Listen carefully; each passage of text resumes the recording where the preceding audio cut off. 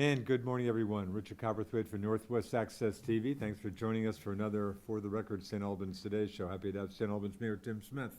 Hello, Richard. And St. Albans Town Select Board Chairman Brendan Deso. Thanks, folks, on this Wednesday morning when we're on the air. Boy, Tim, let me go back to you. It's been such a chaotic time in parts of the country in the last 2.5 weeks with the killing of George Floyd, the African-American in Minneapolis by police, has the pandemic situation, which is why we've been having so many shows for a couple months now. Do you think that's somehow or somewhat been lost in the shuffle of kind of the racial unrest? Certainly not so much in Vermont, obviously, but in the rest of the country is kind of the pandemic, very serious situation, kind of getting lost in the shuffle a bit now, or not? Well, I think it definitely is. Yeah. The George Floyd incident has reached every corner of the country. Really? Vermont included, St. Albans Vermont included. included? I can share a very minor story, I got into the habit of doing these quarterly reports in the water bills. In fact, thanks. I just read yours last night, in fact. So my a lot focus of on praise for a lot of people. Yeah, so the focus was on the COVID situation. Right. And I did receive an email. Last night I was checking email, and I did receive someone from a local resident, and he was asking why I didn't address the protests and the Right. George Floyd incident. Yeah. So it seemed, just by receiving that, it gave the COVID like it was a minor incident. Right. The answer to that individual was that basically I have to draft that report 3 weeks prior to its mailing. Right. It goes out with Right. after the water bills have been printed. So Right. it may have the appearance that we weren't going to recognize that, but as I said, it was drafted 3 weeks ago, and that's part of the issue with that, is you have to figure out the timing of it. Sure. So I made the individual aware of that, but City Council is looking at drafting a statement and a resolution that came out of Monday night's meeting. But you're right, it's really the George Floyd incident has really overtaken the COVID pandemic discussions for sure. Yeah, which is understandable in a way, but it's a little maybe scary in another way. The pandemic situation, although Vermont seems to be faring pretty well, with over 1,000 confirmed cases. Are deaths still at 55? Or Deaths are still at 55. Yeah, so Vermont, again, seems to be pretty well, with the governor kind of opening the spigot a little more, by the week or by the few days. Yeah, I just had a conversation with one of our contacts in business up in Montreal, and they have taken note about how well Vermont has done during the COVID situation. Yeah. Quebec is slowly opening up, but they still have a ways to go. I guess the border's still, officially closed till Border's still June closed. 21st, I think? Yeah. Is that the latest date? Was it 21st or 15th? Yeah. Yeah. So it'll be interesting to see what happens there. Yeah. Brendan, we're about 3 months into the pandemic. How's St. Albans Town, I don't know, kind of coming back to life a little more by the day or week, or how are things in the town generally? Oh, everything's fine. We're focused on our town hall proposal, gearing that up for probably a November or March vote. And we're working on our police contract situation. We received 2 bids that were both pretty, one was low for a lack of coverage, so we requested additional coverage and a new cost, and then one had the coverage that we wanted, but it was astronomically high.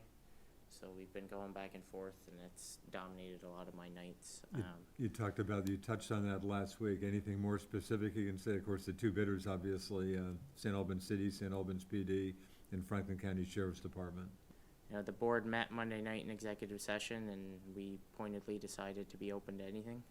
And we're going back and forth. This week we're submitting additional questions. Chief Taylor answered what we had for questions for the city yesterday. We've submitted questions to the sheriff. We're going to review those over the weekend. We ask that they turn in their answers by Friday. We're going to discuss this in an executive session after Monday night's regular meeting. And then the thought is that we could go public with the numbers from the bids as soon as Tuesday. When you're in a situation where you're trying to negotiate people down and everything's, kind of back pocket and it affects everybody in the whole town, we're just trying to figure out if it really would place us at a disadvantage to have the public aware of exactly what's going on, and if that's, if we can stand up to the fact that, we need to get that out to the public and be more transparent about it, then that's what we'll do. If we need to keep it in executive session because that's the best thing for the town and its taxpayers, and we'll do that also. And again, this would be for the fiscal year July 1st, 2021 is what you're looking at now. Yeah, right, and, historically speaking, I think our last contract with the city was signed in August of 2015, so it can take a while. My goal in mind was to try to have a proposal just about ready to sign for the end of this month. Really? If we do make a change and go with the sheriff's department, Yeah. we would want to give the sheriff enough time to fit his department up and hire any additional personnel and buy any cruisers and get that ready to go. So imagine with cruisers being destroyed all over the country, it's not easy to get one right now, especially given the supply chain breakdowns all over the automotive industry. Yeah. So, Again, this decision could come, you're hoping it'll come fairly soon. I'm pretty well certain that it will. We have a lot of negotiating to do with both sides. It's still anybody's ball game at this point. But that's the important note, is it's, everything's up in the air right now, which is, it's hard. I mean, you have somebody come in, you're trying to negotiate somebody down, you're trying to drag somebody up, and then where you really want to be is somewhere in the middle, and it's difficult. But we've got a really good pragmatic board. Stan Dukas knows a lot of the history. Erin Creeley has an MBA, so she's really able to dissect a contract. And Jessica Frost, she's got a great ear to the community's heart, and she knows what's going on. And Jonathan Giroux spent a year on the police advisory board before becoming a selectman. So, Tim, is there some give in the city's bid for this? I'm sure there is. City manager and I spoke Monday, I guess it was. We've had some conversations. I think city manager and Brendan have been trying to get in touch with each other to have that conversation. But I think there is. I mean, we talked about it in executive session. I can't go into too many details, obviously, but I think the feeling was that there could be some structuring of it that could work for the town.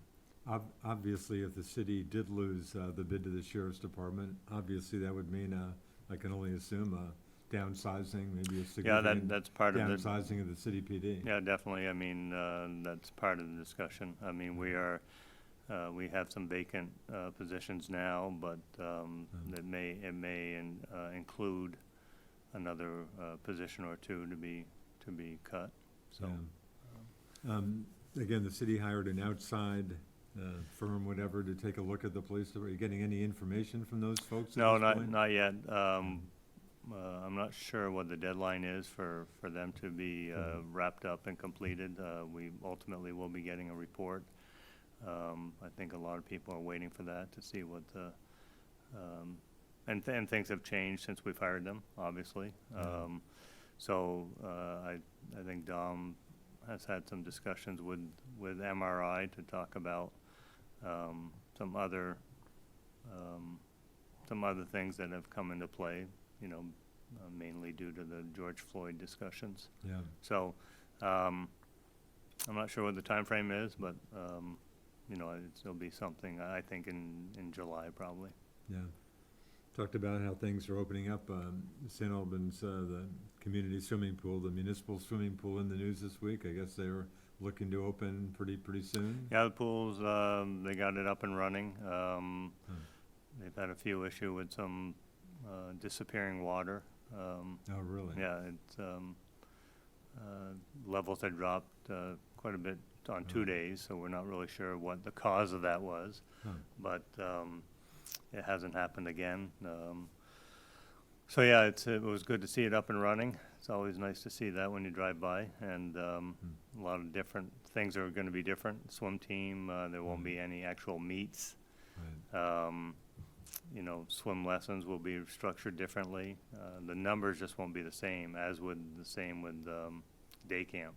So again, there'll be a restriction, I assume, on the number of people who can use the pool at any Right. one time? Yep, and then, you know, the cleaning of the operation comes into play as Right. well every time, you know, the public bathrooms are used. I mean, there's a lot more, staff is gonna have to be a lot more conscientious about Right. what is going on in and around the pool, so. Yeah.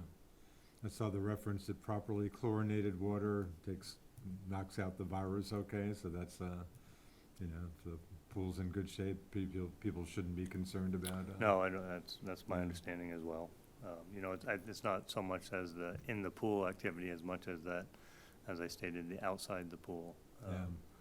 I'm not sure, you know, in the past, we have provided chairs around the pool, picnic tables and whatnot. I'm not sure what the plan is for those at this stage. But swim team, they'll be doing viral meets, and the numbers are down, which is too bad because the program had really grown over the last couple of years. It's been a great program. Yeah, so what they're doing is, kids will do, practice as they normally have done, and then, they'll be timed, and then they'll be compared. So the other teams will be doing the same thing. So both teams will submit times, and they'll figure out who the winning team is based on you know, a virtual, swim meet, I guess, so. Interesting. Brendan, any hope to have your meetings getting back to kind of regular meetings that people can attend? Are you getting closer to that, or is that still a ways down the road? So we are meeting Monday night in person, but we're asking that the public only participate via Zoom. So we'll Okay. have a camera linked to a Zoom account for the public to be able to call in and watch the meeting. And again, we're talking Monday, next Monday for folks The watching, it's now 15th. Monday, June 15th. So That'll be the first time you're getting together for a while. right, and then the goal is to maybe move our meetings to the complex. We're going back and forth with Tim Vians. So we'll see if we want to maybe give that a first shot while we're still at 25 or less people. I don't know that this spike in Burlington, Chittenden County, Colchester, Winooski area, if that won't stop the governor from maybe turning the spigot while he figures out that aspect of it. But you know, I was in a store last night around 8:30, and I had the mask on, and there might have been 5 other people in the store, including the employee, and nobody had a mask. Really, nobody else? Nobody, not a soul. Not the store employee even, huh? Nope, nobody, not a person. And the concern with that is if one person has it, Yeah, then all of a sudden, I mean, this is to protect other people. yeah. This isn't to stop me from getting it from you. It's for me Yeah. to stop you getting it from me. Yeah. And that's all it is. So by not wearing a mask, if you're exposed to it at some point through your day, it incubates and you're asymptomatic, which is what, 30% of people, and that number seems to change every time I look it up. But Yeah. if you're asymptomatic, you're carrying and you're shedding it, Yeah. and you're not wearing a mask, you can have a 30, 40, 50 person spike in a week, and you won't really find out for a week or two after the fact. So then you're backpedaling on contact tracing. It's a total nightmare for the health department. I don't know. I mean, if people stop wearing masks and we start seeing incidents like what's happened in Winooski happen or throughout the state, Yeah. you might see the legislature move on a mandatory mask law to go into retail environments or Yeah. any other place. So, Interesting. I mean, if you don't like wearing a mask because it's really hot and uncomfortable in certain temperatures and it can fog your glasses up, I mean, I'm no stranger to that. I walked in here this morning and couldn't see through the door. Yeah, I can relate. Wear them. And Yeah. they're not to protect you from anybody else, it's Yeah. to protect other people from you. So And again, if people are wondering, we're about 10 feet apart in here, so. we are. Don't need, but, yeah, Tim, what's, just anecdotally, you think most folks you see when you go into stores, are most people wearing masks, or are you still seeing X number of people who don't? No, so I went into Walmart, Sunday night, I guess, Sunday evening. And I bet you it was probably, the majority were without masks, you know, Really? probably a 40-60 split. Store employees were wearing masks or not totally? Yeah, that, some were and some were. I mean, Really? some had them but weren't wearing them. Yeah. You know, they're down around the neck. Huh. Yeah, so I thought Walmart was, you know, there was probably about 60% of the people in there did not have a mask. Really? Yeah. Interesting. And so around town, you know, I sort of chuckle a little bit. You don't, you know, you go in the post office and people don't wear a mask, or you're in Hannaford's, but then you see cars go by with one person in the car and they got a mask on, Right. you know, Right. or just people outside. But I think there's still a number of people that are very cautious and concerned, and maybe even to some extent paranoid. Yeah. I've seen that on Main Street, people walking out into the road to avoid other people. Yeah. So it's, you know, I think people are feeling much more comfortable. And comfortable maybe is not the right word, but they're not Yeah. taking the precautions that they did a month ago. I think. Yeah, maybe feeling, if to use the word comfort, maybe just feeling a little too comfortable. Yeah, I think so. I think a lot of people feel that the worst of it is probably past, and that they can get away with not wearing a mask and being not quite as conscientious about hygiene and that type of stuff that we Yeah. might have seen a month or two ago. So Yeah. The question I asked Brendan, city council, are you getting closer to having, you know? We getting talked back about to it for- City Hall? for this past Monday meeting, you know, as in my day job, FCIDC, I did attend, Swanton trustee, did have an in-person meeting. That was Yeah. a week ago Monday. They did have some public attend, one or two, not many. We've talked about it. I'm not sure, we still have a couple council persons that are not comfortable, I wouldn't say not comfortable, but have suggested we go a little bit longer. So Yeah. we'll see where we are in July and take it from there. And we have the facilities. I mean, we can go into the auditorium and spread out significantly, so we could potentially get away with it, but. City Hall not likely to open to the public anytime soon or for a while, or is that hard to say? It's hard to say. I haven't heard any further discussion on it, Richard. We haven't talked about it. I think things have been working fine the way they were with making an appointment. Yeah. I do know there's another blood drawing coming up, which would probably be our 6th or 7th, that we've, not that we've hosted, but we've allowed for the Red Cross to utilize the space. Yeah. So yeah, I haven't heard any more conversation on Yeah. a time frame for opening up. In terms of, we've talked about, there's certainly been some casualties from this. Some businesses, you know, haven't reopened, won't reopen. Any surprises, is it clear there's some other businesses out there that have decided not to reopen, especially, say, downtown? I mean, the two that are absent downtown will be One Fed. Yeah. And they were probably close to not opening or closing prior to the COVID. Yeah. And then the other one is What a Yarn, with Katie Tessier, I say Tessier. She's moved her knitting business back into her home. Nice. So that corner space on the corner of Kingman and Main is opened up. And I guess Frozen Ogre moving from And Main to Frozen, right, Kingman? yeah, Frozen Ogre moved off from Main Street down onto Kingman by Tatros. Okay.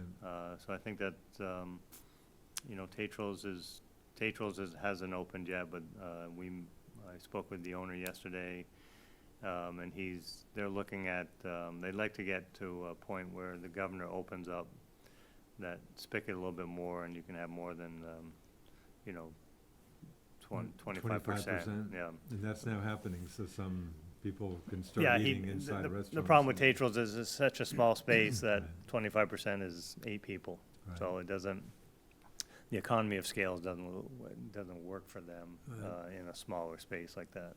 And boy, despite the issues, I wandered around yesterday, talked to a nice young woman at the Drake Restaurant just opening, and actually got some food last night from the new, Indian Nepali. Oh, and Well, yeah, they were very busy.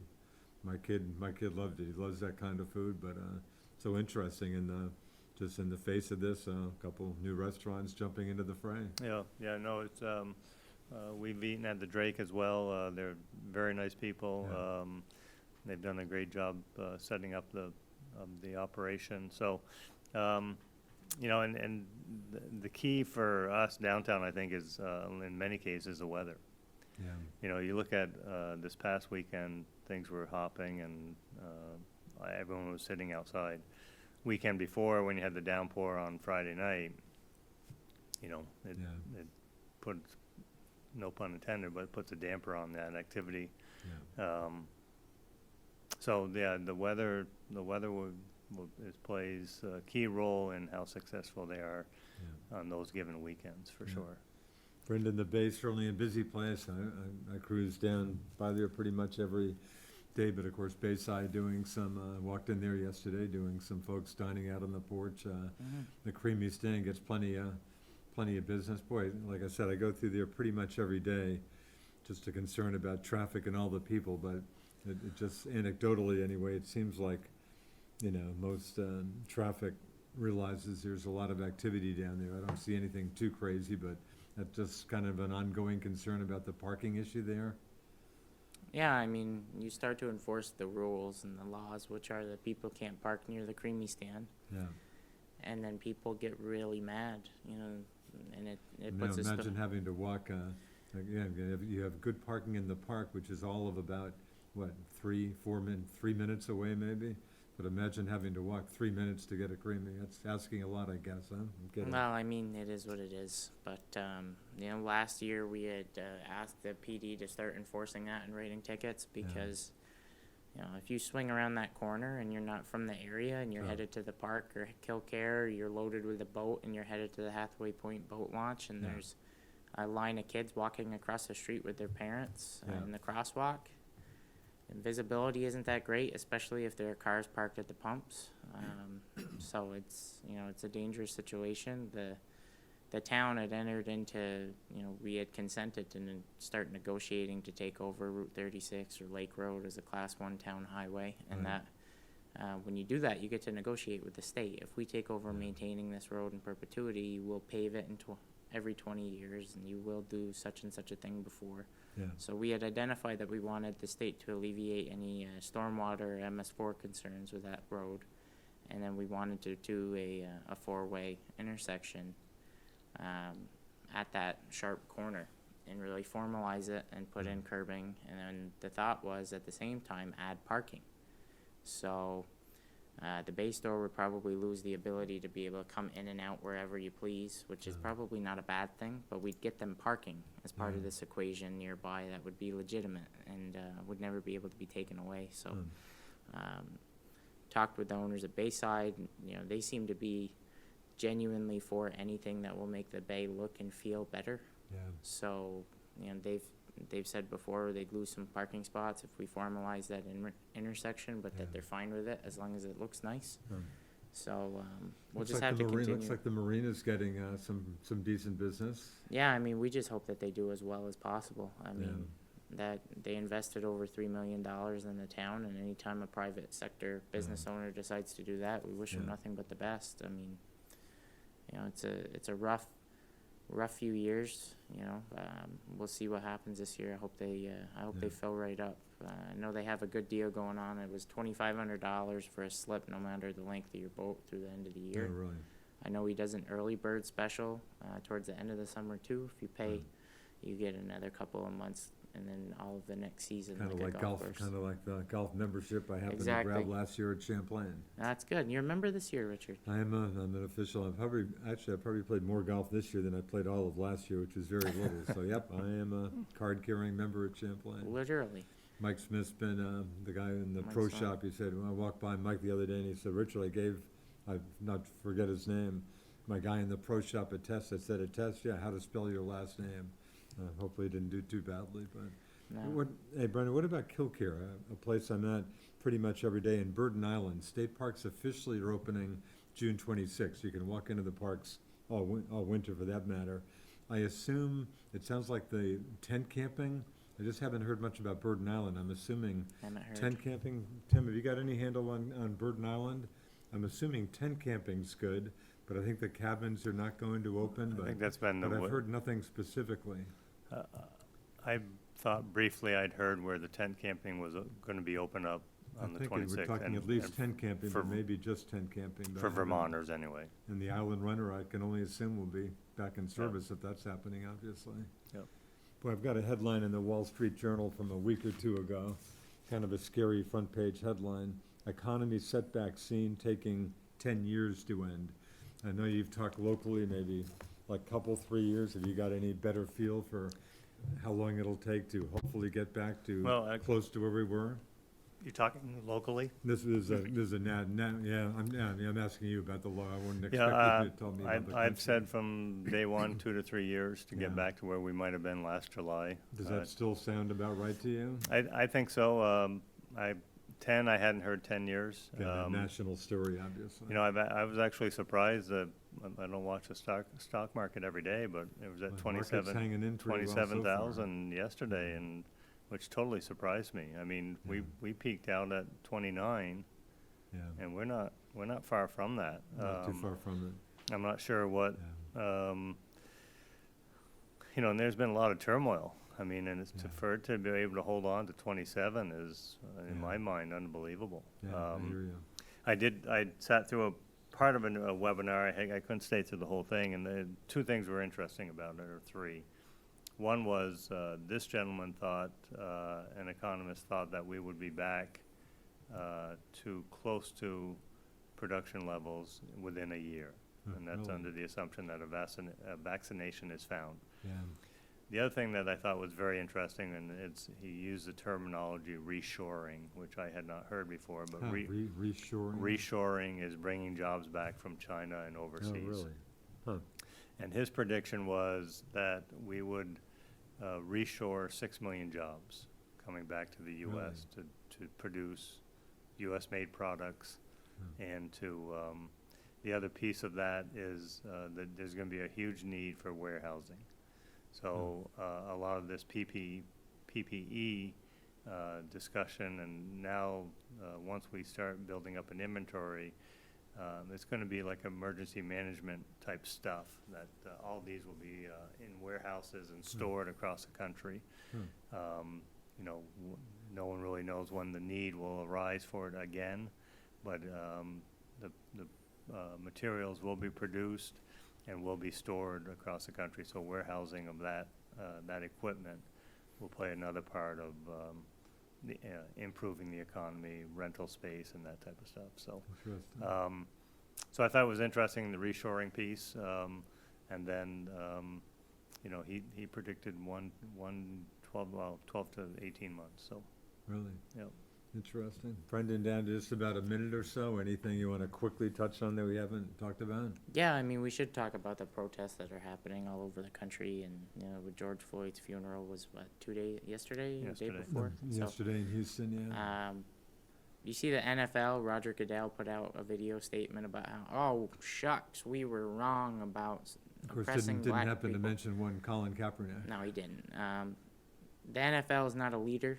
They don't lead on anything. They follow the money. They look at a 10-year, 20-year model, and they know that, you know, this is probably the breaking point on this. They've been fighting it for years because they didn't think that their fan base and their money was going to follow that line of thinking. So when that happened, that tells me that there's going to be some serious changes. When the NFL changes its tune, people start talking about, I mean, the president of the Minneapolis City Council calling to defund the police department. Yeah. I mean, that's a little ludicrous, but we're going to have to really see what happens around the country Yeah. and maybe make some changes at home. Very good. Thanks very much to Brendan Deso, the St. Albans Town Select Board Chairman, St. Albans Mayor Tim Smith. Thanks for your Thank you, time. Richard. Folks, stay safe out there. Again, some stuff going on like farmers markets, so enjoy summer.